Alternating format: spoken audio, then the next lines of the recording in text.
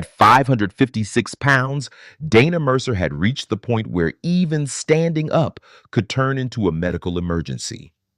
The real pressure wasn't just her weight, but the surgeon waiting at the clinic, the oxygen machine beside her chair, and a surgery window already starting to close. But the number on the scale wasn't what worried the doctor most. The real question was whether Dana's body would fail first or survive long enough to make it to the operating table. Dana Mercer weighed 556 pounds, and on the morning that was supposed to move her closer to surgery, even standing became dangerous. The medical van was already outside its engine, idling in the gray Ohio cold. Lena had the front door open, one hand on the frame, the other on the transfer board. The driver stood beside the van, waiting with the practiced patience of someone who had done this before. Dana sat at the edge of her recliner, breathing through her mouth, gathering herself for the effort. It was never just standing. First, she had to lean forward, then plant her feet, then trust that her legs would answer. "Ready?" Lena asked. Donna nodded once, short and tight, already annoyed at needing the question. She pressed both hands into the cushions and pushed. For a second, it looked like the motion might work. Her body rose halfway. Her shoulders came forward. Her right foot held. Then her left leg shuddered.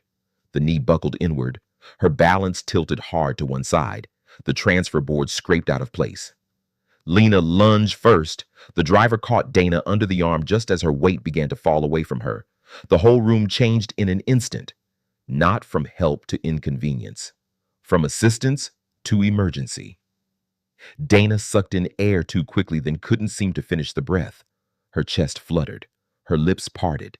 The sound coming out of her was thinner than it should have been. "Don't drop," Lena said, not to Dana, but to the panic climbing into her own voice. "I've got her," the driver said. But Dana was still slipping. Her left foot skated half an inch against the floor. Her body pitched again. The little pulse oximeter clipped to her finger flashed a lower number. Not catastrophic.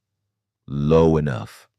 Low enough to make Lena look down, then right back at Dana's face. "Sit her back," she said. They lowered her awkwardly, not gracefully, just safely enough. Dana hit the chair harder than she wanted to.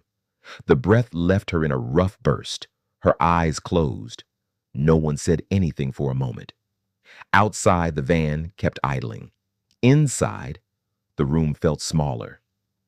Dana's breathing stayed ragged, not dramatic, just wrong. The kind of wrong that made everyone wait before pretending things were fine again. When she finally opened her eyes, she looked furious. Not at Lena, not even at the driver. At the fact that three people had just fought to manage what used to be one ordinary movement. Lena crouched in front of her. "You almost went down." Dana swallowed and wiped the corner of her mouth with the back of her hand. "I know." She said it too fast. A portable oxygen concentrator sat beside the recliner. Tubing looped neatly over the arm like something already expecting to be needed. Dana hated how all of it looked together. The machine, the board, the van outside, the evidence. At 556 pounds, her body was no longer failing in private. It was failing at the level of basic movement. Standing up, crossing a threshold, getting into a vehicle. The appointment waiting for her that morning was not routine, and everybody in the room knew it. This was part of the process that would decide whether Dana still had a path to surgery. Not someday, now. There was a narrowing window around her medical and financial and physical all at once, and none of it cared whether she felt ready. The driver adjusted the transfer board and stepped back into position. "We can try again," he said calmly. Dana looked toward the open door. Past it, the van. Past the van, the clinic. Past the clinic, the surgeon, who would decide how much time she had left to work with and whether her body could still be trusted to make it to the table. She planted her feet again. This time, Nobody mistook the moment for something small. If getting into the van had nearly broken into disaster, what was the surgeon going to say when he saw the rest of her condition? Chapter 2. Dana's instability did not live only in moments like the van transfer. It lived in the small parts of the day that most people never noticed. Night was the first place it showed. Dana no longer slept flat in her bed. The mattress was there, but she rarely used it the way it was meant to be used. Instead, she slept in the recliner in the corner of the living room. The chair leaned back just enough to keep her chest from collapsing on itself. Too flat, and the pressure on her lungs tightened. Too upright, and her lower back screamed before dawn. So she slept in the narrow middle, half resting, half struggling. A small oxygen machine hummed beside the chair. The tubing ran over the armrest and looped toward her face. Donna stared at the mask for a moment before putting it on. The plastic irritated her skin. The straps pulled at her cheeks. "Just a few hours," she muttered. The words came quickly, too quickly. Lena heard them from the kitchen. "You need it all night," she said. Donna waved a hand without looking up. "I know." She said it the same way people say, "I'll get to it later."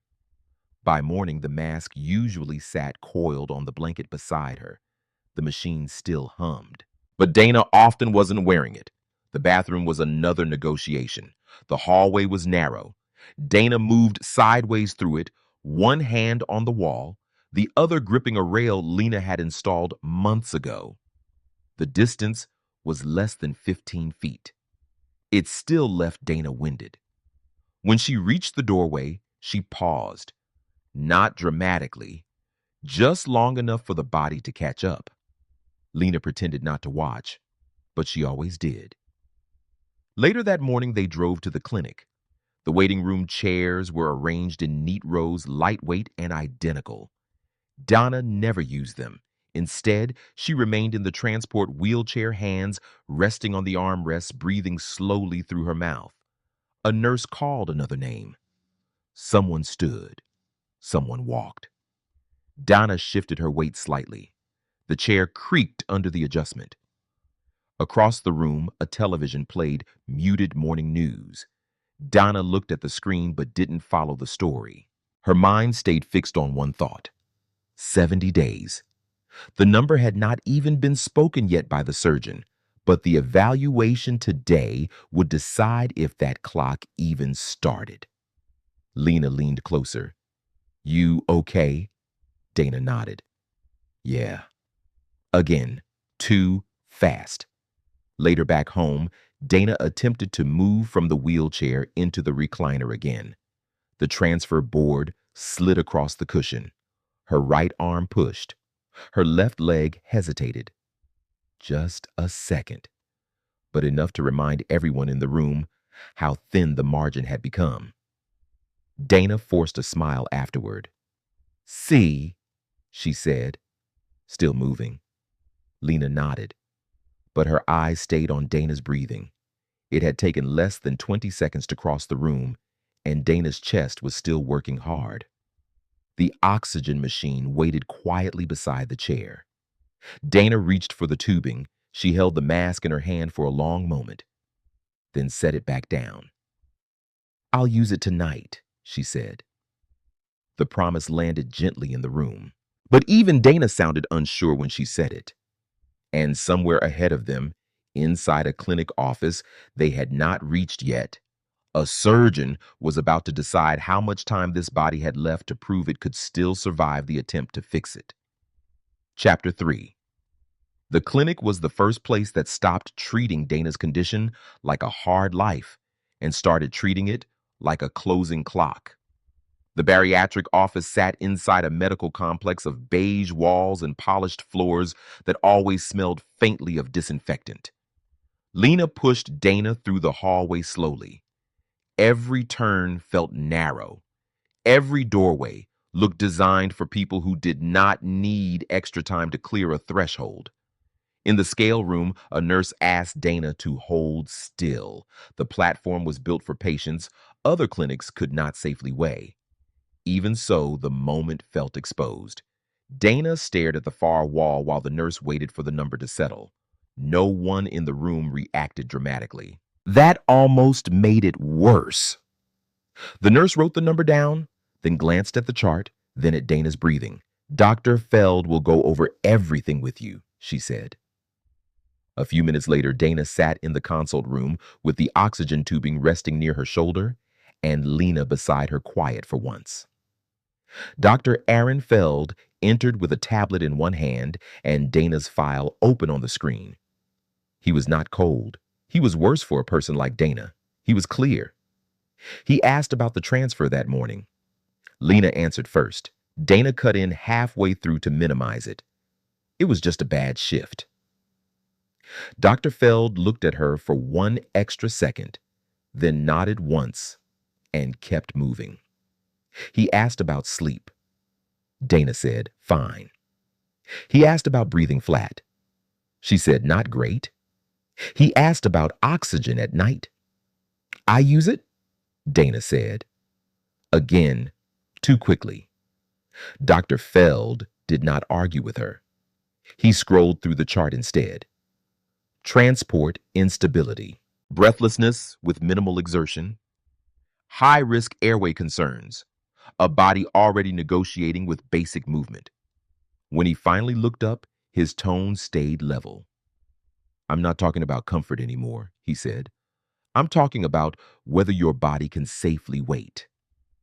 The room went still.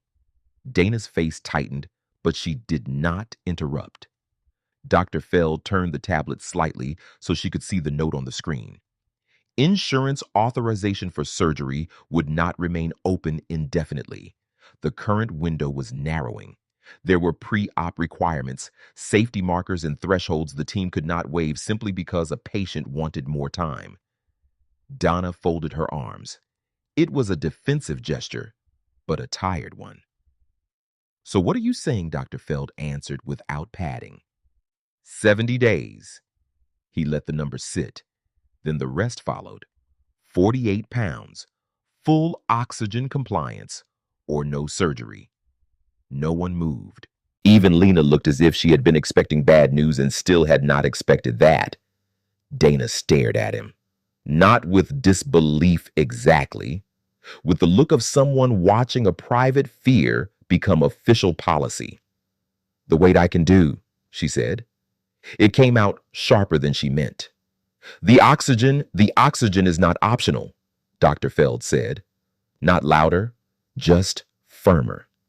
He explained it plainly. The visible race was weight. That would be the part everyone could measure from the outside.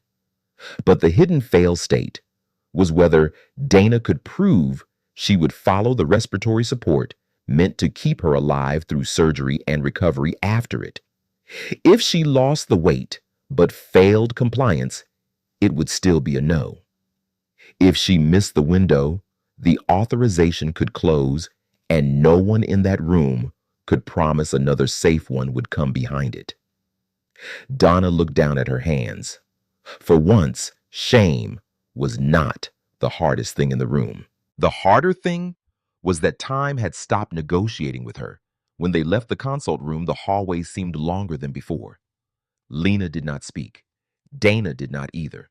The rules were clear now, and the only question left was whether she could obey them before the clock ran out or whether something inside her would ruin the last chance she had left. Chapter 4. For the first time in a long while, Dana's numbers began to move in the right direction. But the clock was moving faster. The first follow-up weigh-in did not bring a miracle. It brought something better. Proof. Dana gripped the side handles of the clinic scale while the nurse waited for the reading to settle. This time, the silence in the room felt different. Not easier, just sharper. The nurse wrote the number down, then looked back at the chart. A few pounds were gone, not enough to change the ultimatum, enough to make it real. On the drive home, Lena did not smile too early. She had learned better than that. But when she helped Dana shift from the van seat to the board, her hands were steadier. Dana noticed. So did Lena. Neither of them said anything. At home, the changes were small enough that a stranger might have missed them. Dana could reposition herself without stopping twice. She could make it down the hallway with one pause instead of two. When she lowered herself into the recliner, the movement looked less like a collapse and more like control. Not comfort, control. That mattered now. The oxygen machine still sat beside the chair, its low hum part of the room, whether Dana liked it or not. At night, she put the mask on sooner. The strap still irritated her skin. The tubing still caught when she turned her head, but she wore it long enough for Lena to see it in place before heading to bed. "You keeping it on?" Lena asked. Dana gave a short nod. "Yeah." Again, the answer came fast. Fast enough that Lena glanced at the machine before she glanced back at her sister. Morning brought another small victory. Dana stood for the transfer with less panic in the room. The driver still stayed close. Lena still braced the board. But nobody had to catch her. That counted. So did the next clinic visit. And the one after that. The scale kept moving not dramatically, but with the slow discipline that doctors trusted more than promises. A few pounds down, then a few more. Each number erased part of the distance. Each number also exposed how much distance remained. On the refrigerator, Lena kept a small notepad held in place by a magnet from the county hospital. She never turned it into a pep talk. Just numbers. Days left. Pounds left. Dana pretended not to look at it. She looked at it every morning. The notepad did what encouragement could not. It made the deadline visible. Dr. Feld was nowhere in the house, but his rules were. They were in the meals Dana finished without bargaining. They were in the extra minutes spent adjusting the mask. They were in the way every clinic follow-up now felt less like an appointment and more like an audit. The fear had not left. It had only changed shape. Before, Dana had been afraid of falling, afraid of breathing badly in front of people, afraid of not fitting, afraid of seeing the number. Now there was a new fear. What if she did all the visible parts right and still failed the part that could not be seen from across a room? At one visit, the nurse remarked that Donna looked less winded than before. Dana accepted the comment with a guarded little shrug. But later in the van, she leaned back, with her eyes closed, and looked more exhausted than the progress alone seemed to explain. Lena noticed that too. Not enough to accuse, enough to store away. By the next weigh-in, surgery no longer felt like an abstract word. It felt reachable. That was the dangerous part. Hope had finally entered the room.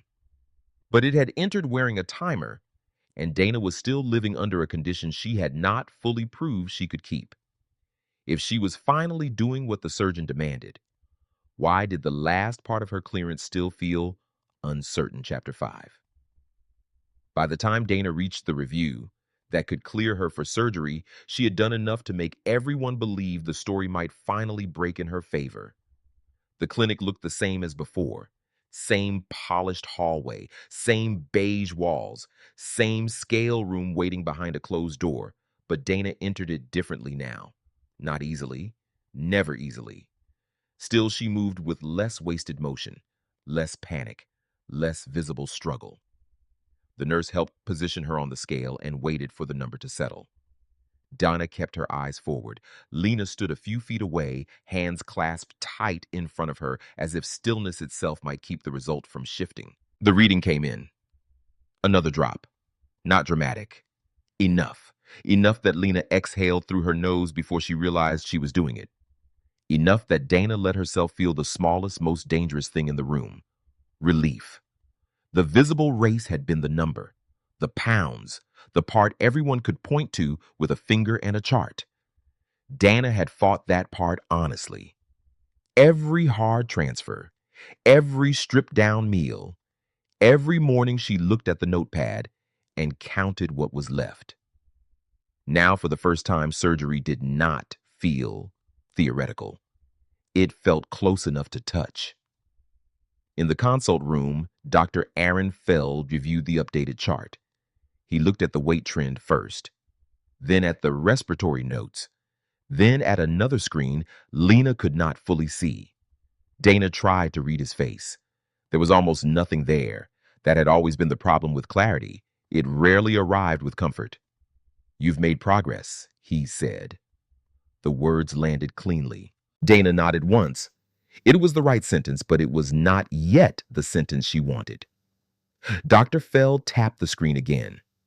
"We also pulled your overnight oxygen data." The room changed before anyone spoke.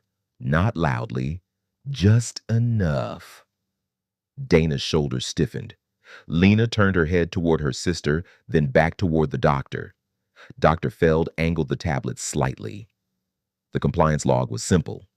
Dates, hours, interruptions. Night after night, the machine had not been worn long enough. Some nights, barely an hour. Some nights longer, but still short of what had been required. Not full compliance. Not close enough. Dana stared at the screen as if numbers might change if she looked at them hard enough. "I wore it," she said. "You wore it some," Dr. Feld replied. His voice stayed even. "That is not the same thing." No one in the room rushed to soften it. That was what made it hit. Dana had not lied about the work. The weight loss was real. The effort was real. But the hidden half of the ultimatum had arrived in hard data, and it had no interest in intention. For a few seconds, all the progress of the last weeks seemed to narrow into one brutal fact. She had fought the visible race and was still losing the one her body could least afford to lose. Lena looked down at her lap. Not out of anger. Out of the kind of disappointment that comes when fear turns out to have been accurate. Dana's voice came lower now. "I thought it was enough." Dr. Feld did not shame her. He did something harder. He answered honestly. "For surgery, enough has to mean safe." The sentence sat between them. Not cruel, immovable. He explained what the data meant. Breathing support was not a side note. It was not a comfort measure. It was part of whether Dana could tolerate what surgery would demand of her body before, during, and after the procedure. If she could not show compliance now, the team could not assume compliance later. And if they could not assume that they could not proceed, the consequence returned in full. No surgery, not delayed, not reimagined, gone. The window that had been narrowing was now standing half shut. Dana's hands tightened on the arms of the chair. Everything in her posture said the same thing. She had come too far to lose the door here. Dr. Feld looked at her for one long second. Then he gave her the only mercy his kind of authority allowed, a narrow corrective chance. Short, specific, final, not a rewriting of the rules. One last chance to meet them. When Donna and Lena stepped back into the hallway, the building felt colder than it had before. The scale had almost delivered victory. The data had turned it into the most dangerous moment yet. Dana was no longer fighting for progress. She was fighting to keep the door from closing before she reached it. Chapter 6. Dana did not get a miracle. She got something harder to trust and easier to lose. One more opening. The corrective stretch that followed was short enough to feel unfair and clear enough to leave no room for bargaining. The mask stayed on. Not perfectly at first, not comfortably, but long enough to matter. When Donna returned for the recheck, the clinic did not greet her like a place preparing for triumph. It greeted her like a place verifying conditions. That was exactly what she needed. Dr. Feld reviewed the updated numbers, the overnight compliance, the last pieces of a body that had finally stopped negotiating with the rules meant to keep it alive. He did not overpraise her. He did not soften the process into something it was not. He looked at the chart, then at Dana, and gave her the only sentence that mattered now. She was cleared just enough to proceed to surgery prep. Lena let out a breath so quietly it barely counted as sound. Donna did not smile right away. She sat still for a moment as if her body needed time to believe that the door had not closed. There was no speech after that. No promise that everything would be different now. No large lesson waiting at the end of the hallway. Only the next room, the next checklist, the next threshold. In the prep area under the cold overhead light, a surgical wristband rested beside a loop of oxygen tubing. Both of them belonged there. Both of them had been earned. The story stopped at that image because it said enough. The window had almost closed. It did not. And for Dana Mercer, that was enough. Under the cold prep room light, the surgical wristband and the loop of oxygen tubing no longer looked like proof of how far Dana had fallen, but of how narrowly she had kept the door from closing. Nothing about the room promised a miracle, and that was what made the moment feel honest. The danger had not been erased, only pushed back far enough for one real chance to remain. For a woman who had once turned a simple stand into a crisis, that quiet threshold carried more weight than any speech could. Sometimes survival does not arrive as triumph. Sometimes it arrives as a room gone still, a chart finally accepted, and a body given just enough time to keep going.